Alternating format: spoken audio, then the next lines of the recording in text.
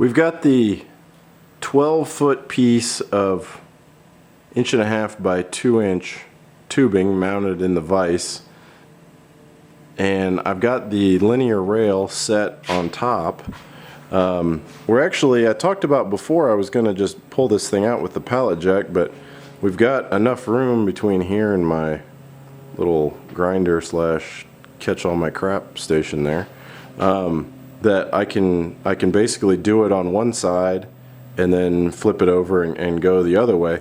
So since the rails are a little bit longer, I got about 1 3/4 inches or whatever hanging out over that other end. I think what I'm actually going to do is just leave that. And so because you've got a seam here in the middle, I'm just going to go ahead and mark this point. Mark this point here, and then set that. I'll use that as my reference both when I go. Let's see, where have we got the machine setting now? Okay, so we need to move the machine over.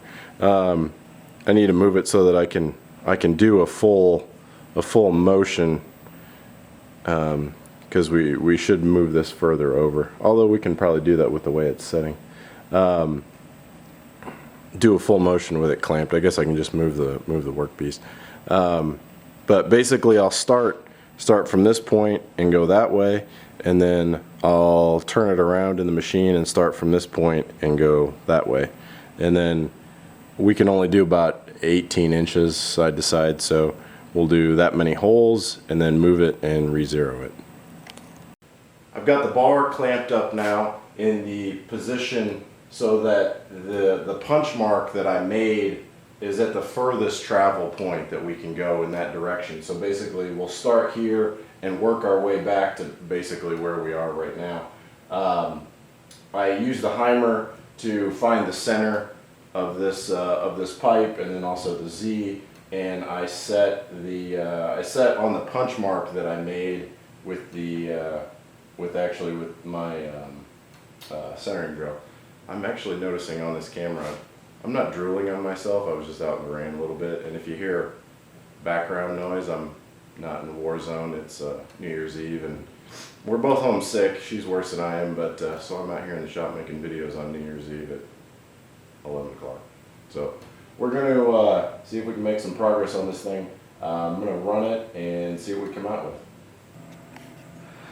So I've run into a couple errors. I did a dry run on that sequence I had already programmed in conversational, and you can see here it says it appended this to the file where I drilled the holes. It says drill hole 1 of 8. Well, it doesn't list the other holes. You know, I think what the problem is that I didn't retype all these numbers in. I'm going to clear it and put that back in, but see if you know, clear it out and put all the numbers back in and see if that fixes it. That's kind of a pain in the butt thing to have in there. I thought it was nice that it would you know, just take those numbers that I already had in there from drilling the holes and copy them right over and append a file. So I don't know if this is a bug in conversational or what's going on. So I cleared everything out, typed it back in, and I got the same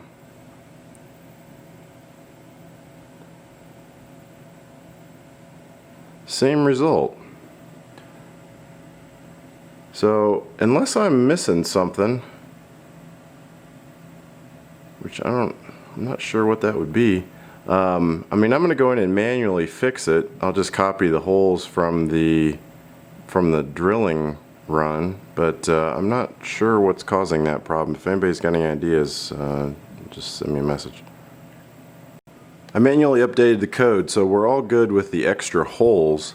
Now, I've run into another issue with the SmartCool.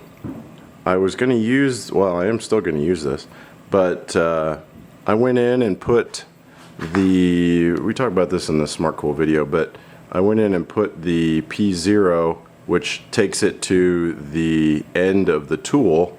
I went through and I had a little bit fancier stuff in there, but because of this issue, I've gone back and just put P0 in there. Basically what's happening is that And I think we saw a little bit of this in the installation video I did for the SmartCool.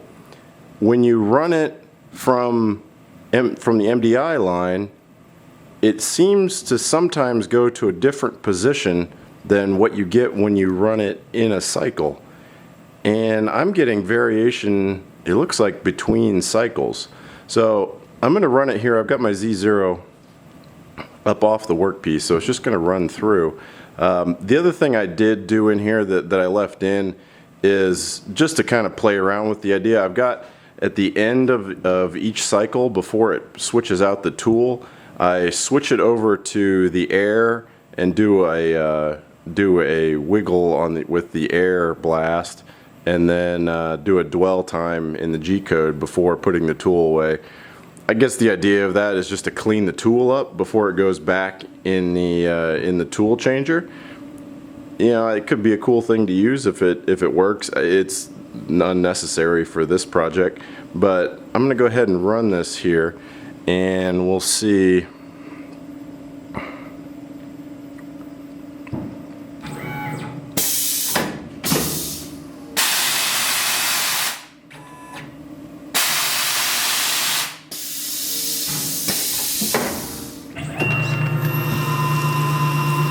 See, so that's much higher than it ran the last time it ran this cycle. You know, it's not much higher, but that's kind of how I found this problem, is it was hitting that collet, and I was like, well, I'll adjust it down so it's not throwing water all over. So I adjusted it down, I put it at negative 0.75 and had it all set from the MDI line, and then I changed it in the code, and then it was 1.5 inches below. So there's that little blast cleanup line that I put in there.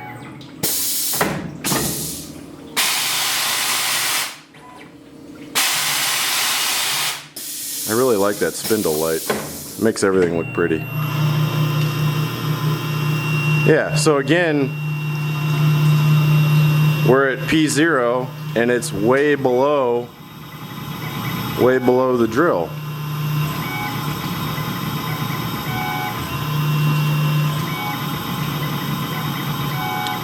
We'll just see if it does the same thing.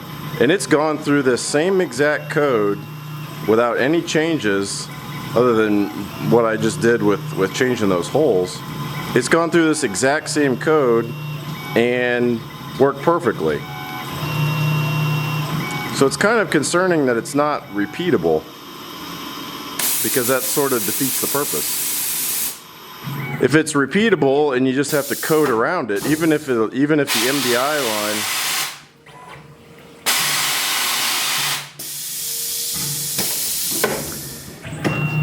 MDI line produces a different result than running it within code for some weird reason, at least you can program around that. I mean, this one isn't way far off, not nearly as far off as the other ones were. So I'm going to stop this now. Okay, so we'll go back to tool 2.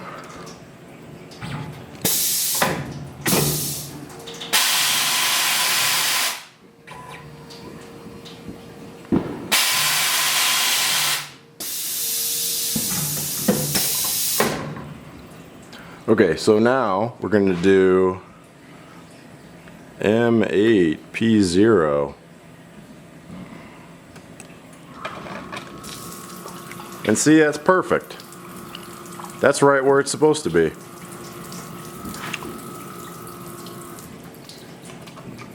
So now we run that cycle again and we'll see what we get.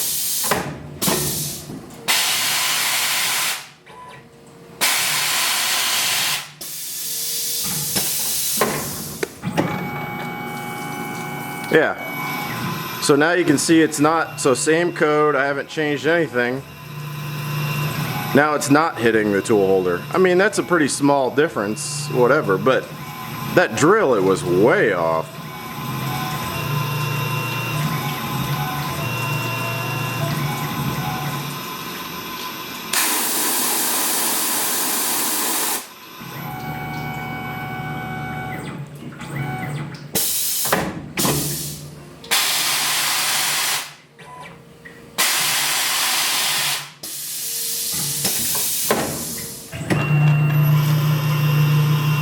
See, now that's still weird. And it just ran, you can see,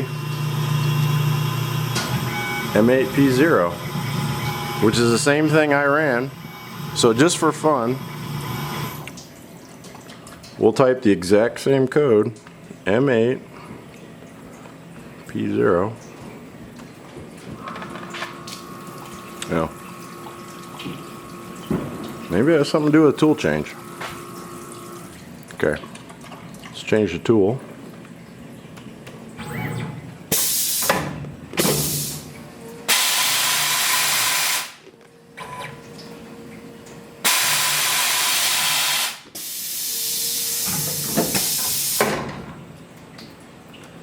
And we're just going to change it back. That drill seems to...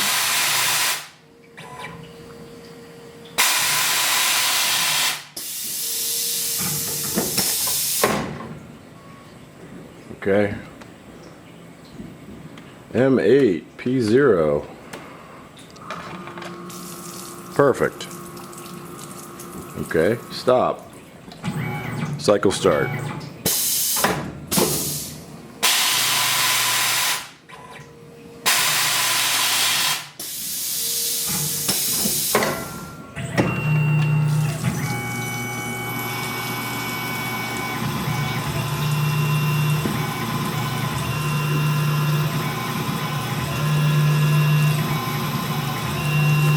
So that's running perfectly. Perfect height, just like it was before.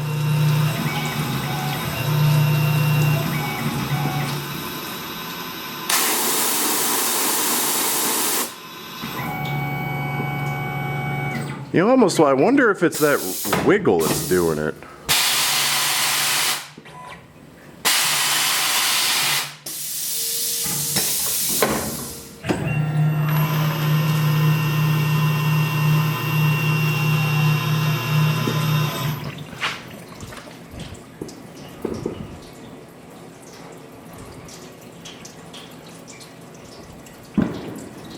So I'm going to go through, and in my spot drill, I'm going to take out that wiggle. I might just take out that, well, that's better diagnostically, just to take out the wiggle. Just to see if the wiggle is throwing it off somehow.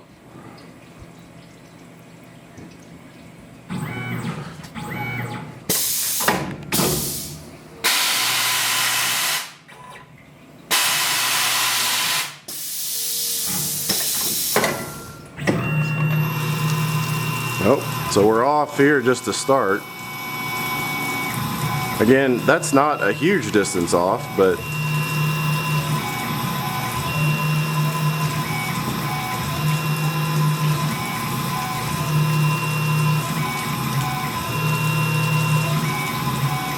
see, the weird thing is we're off high too.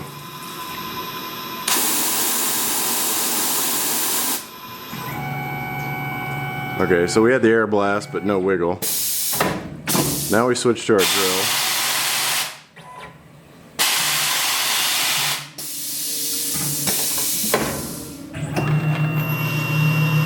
And we're still way low.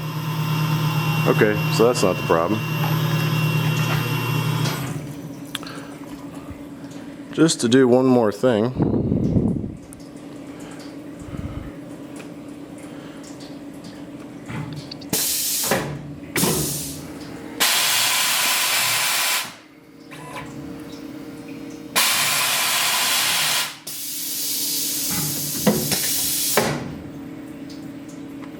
Just gonna go back to it.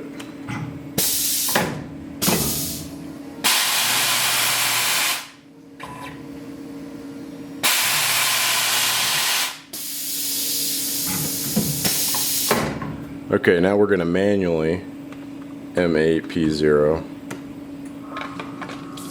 and it's perfect. Just to reinforce the point, cycle start.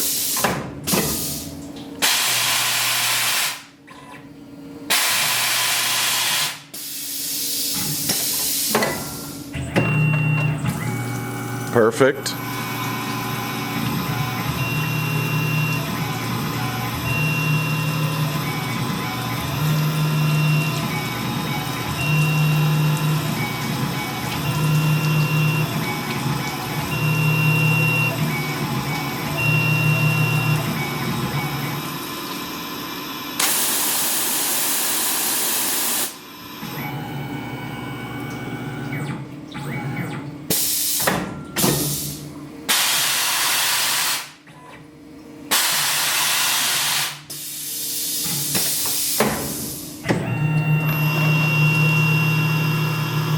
that's a miss.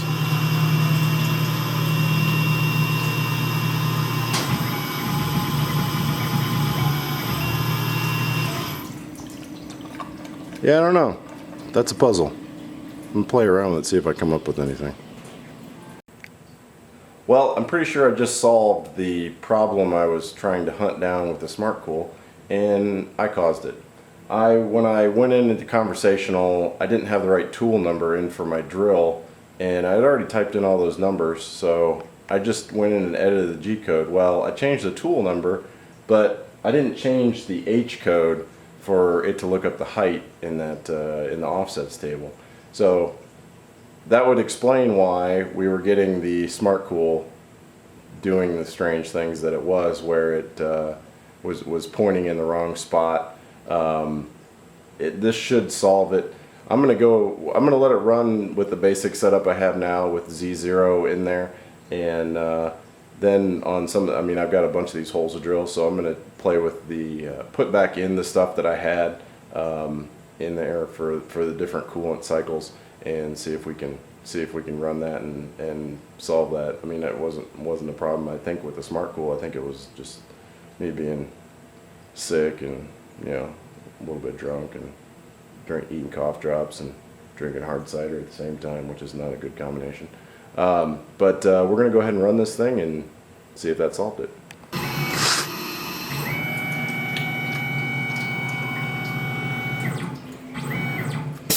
Okay, back to drilling holes.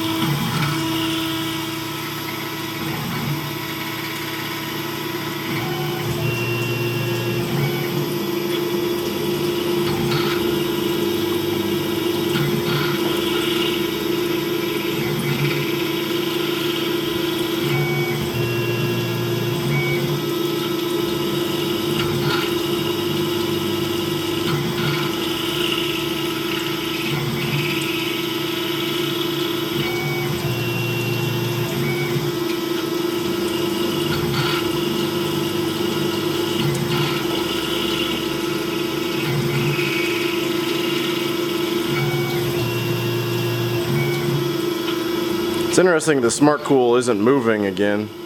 It's supposed to be at Z0 where the drill is, but it's not moving as it's going up and down.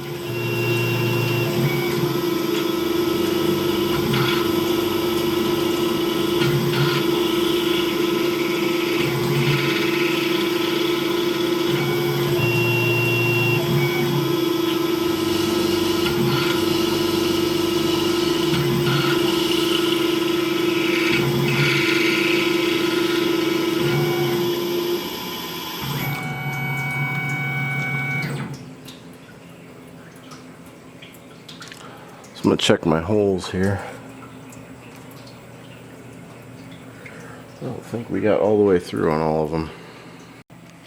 I was just overly paranoid about that not going all the way through and then breaking the tap off. I've seen enough videos on YouTube of people snapping taps off that hopefully we're going to try to avoid that. We're going to pick through there, and it looks like everything went through fine. So now we're going to tap the holes.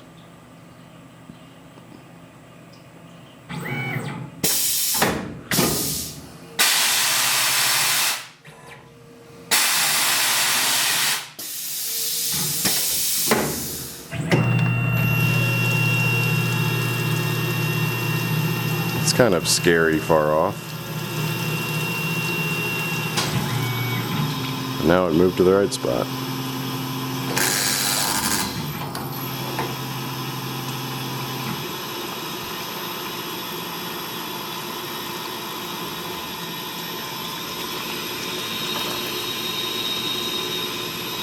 Looks okay.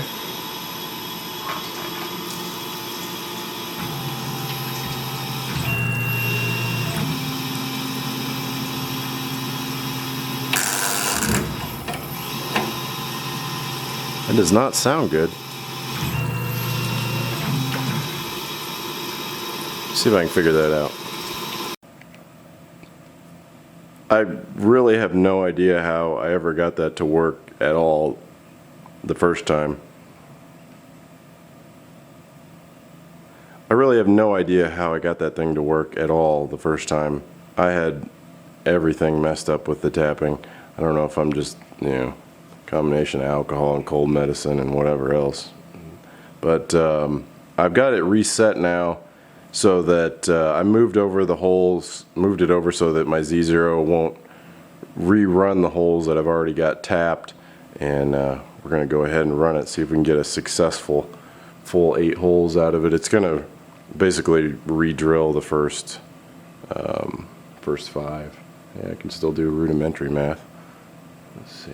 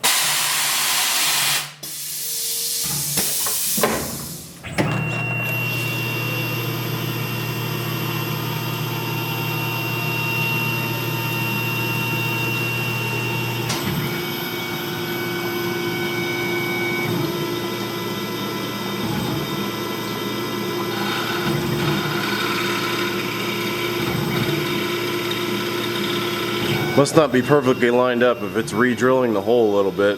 I wonder if that's going to screw it up from a tapping standpoint.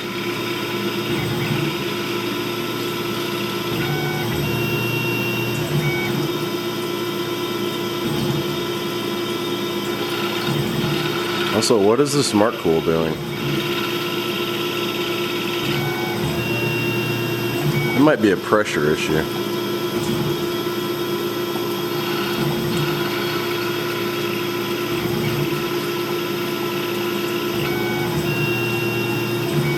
Although it's not moving.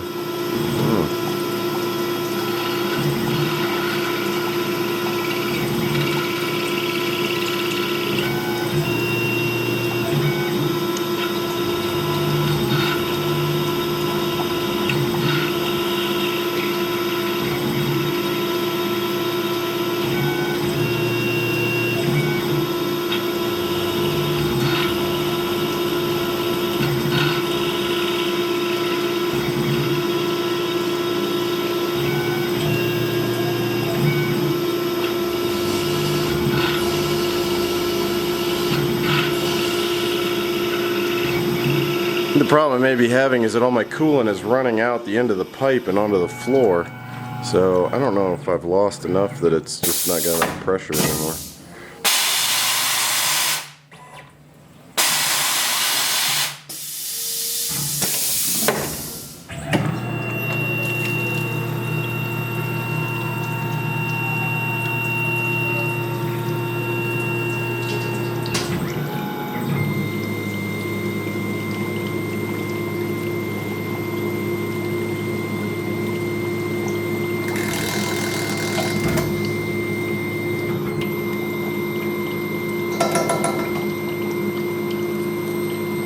Well, that sounded a lot better. I still don't like how it stalled out.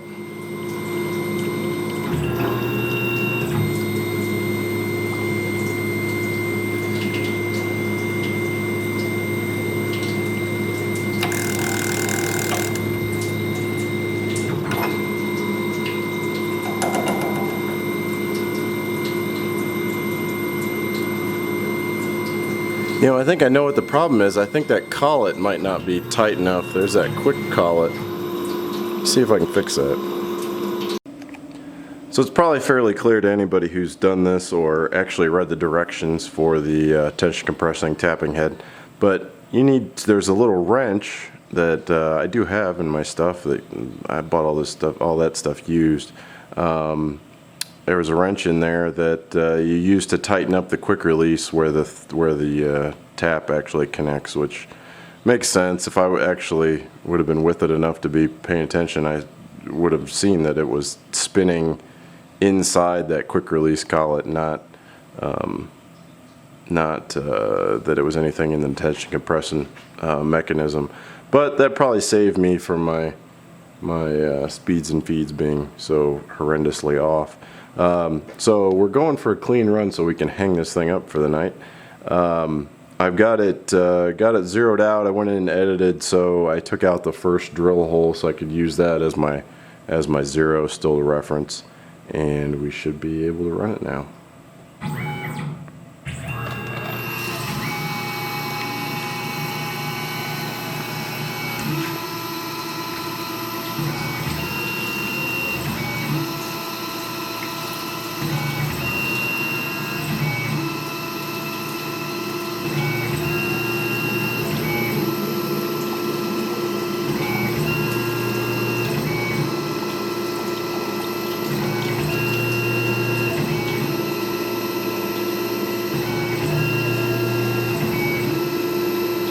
Yeah, I'm pretty sure I've run so much coolant out of the machine onto the floor from it running into the tube and running out either end that I'm low on pressure, and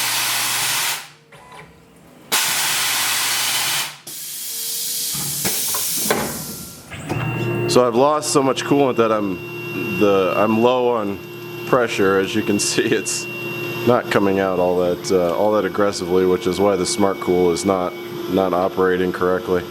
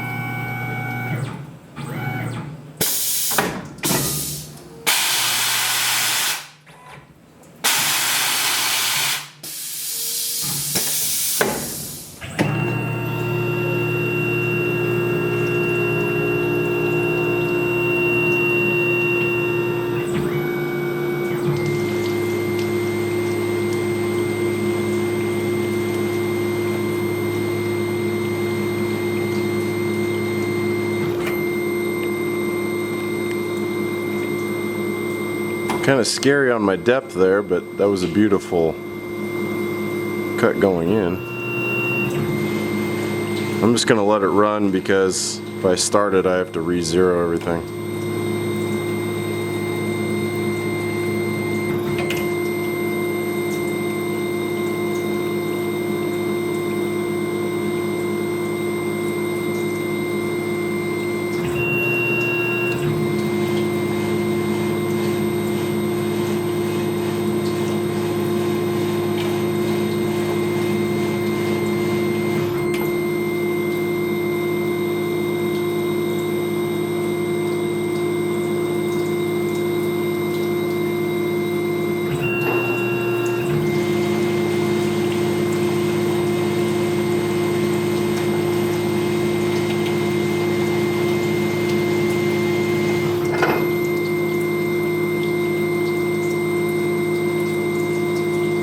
That thing's got to be really close to hitting that quick release on the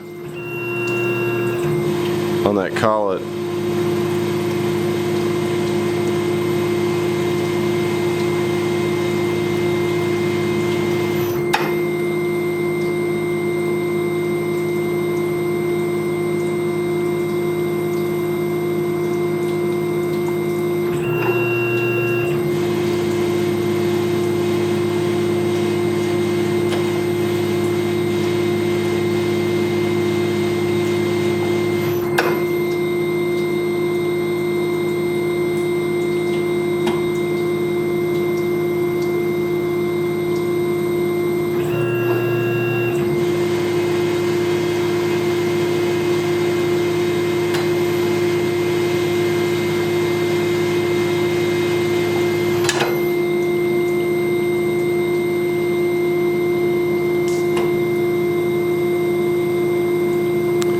Well, I'd call that finally successful.